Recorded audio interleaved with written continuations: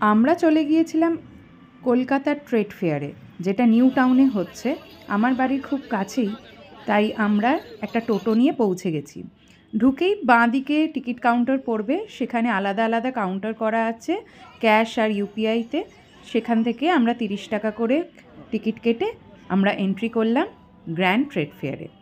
বিভিন্ন ধরনের স্টল রয়েছে, কোথাও ফার্নিচার, কোথাও হ্যান্ডিক্রাফটের জিনিস। আমরা ফার্স্টেই ফার্নিচার দিয়ে শুরু করলাম।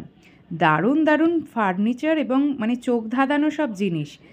এগুলো সব ইটালিয়ান মার্বেলের তৈরি। তোজো তো যেখানেই সুযোগ পাচ্ছে বসে পড়ছে। তোজোর এই আরাম কেদারাটা বেশ ভালো লেগেছে। সুন্দর সুন্দর কারুকার্য করা টিকের সব ফার্নিচার।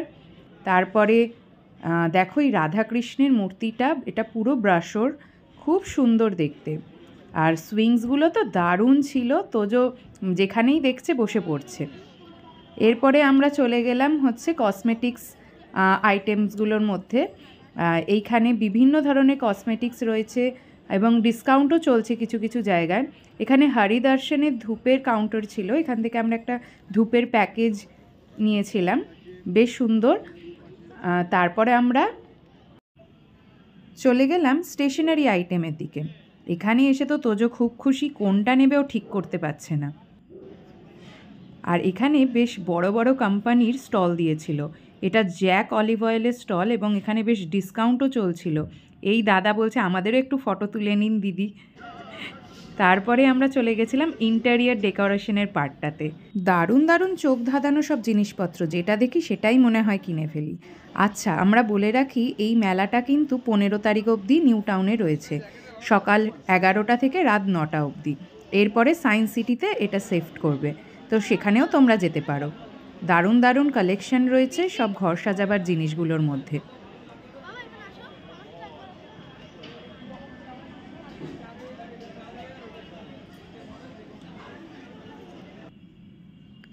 এই দিকটা আবার কাশ্মীরি ফার্নিচারের স্টলগুলো। এইখানে সুন্দর সুন্দর কাঠের উপর বাটালির কাজ করা কাশ্মীরি ফার্নিচার পাওয়া যাচ্ছিল। এমনিতেও আমি যখন কাশ্মীর গেছিলাম এই সব ফার্নিচারগুলো আমরা দেখেছি এবং আমাদের কারখানাতেও নিয়ে গেছিলো কীভাবে এগুলো তৈরি হয়। অসাধারণ মানে কারুকার্য, দেখে চোখ ধাঁধিয়ে যাচ্ছে। আর এই লাইটগুলো দেখো, দেখে মনে হচ্ছে মানে ঝলমল করছে একেবারে। মেলাতে দামগুলো একটু বেশিই হয়, তবে কিছু কিছু জায়গায় একটু ডিসকাউন্ট দিচ্ছিল, সেই ক্ষেত্রে সেখান থেকে কেনাটা সুবিধা আছে। এখানে সব ব্রাশোর আইটেম, সব রকমের ঠাকুরের মূর্তি, প্রদীপ ইত্যাদি সব পাওয়া যাচ্ছিল। এখানে নানা রকম হোম অ্যাপ্লায়েন্সেসের সাথে সাথে বিভিন্ন জিমিং ইকুইপমেন্টগুলো রাখা ছিল। এগুলো সৌরভ ট্রাই করছিল, বেশ ভালো এবং দামটাও বেশ আমরা এফোর্ড করতে পারবো না, তাই শুধুমুধু না দরদাম করে বেরিয়ে এলাম আমরা অন্য স্টলে। বেশ ভিড় হয়েছিল, উইকডে, তাতেও বেশ ভিড় হয়েছে। এরপরে চলে গেলাম আমরা ফুড কোর্টে। সেই ফুড কোর্টে ঢুকে দেখি ভীষণ ভিড়, অনেক রকম খাবারের অপশন ছিল, তো আমরা আর কোনো দিকে না তাকিয়ে এত ভিড় দেখে বেরিয়ে এলাম প্রসেসিং ফুড কাউন্টারটার দিকে। এখানে নানা রকমের ফুড স্টল, আর আচারগুলো দেখো লোভ লেগে যাবে। এখানে কেরালা চিপস, তাছাড়া মিষ্টির বিভিন্ন আইটেম। এখানে একটা কোরিয়ান স্টল ছিল, যেখান থেকে তোজো কোরিয়ান কর্ন ডগ খেয়েছিল, ভেতরটা ভীষণ চিজি ছিল।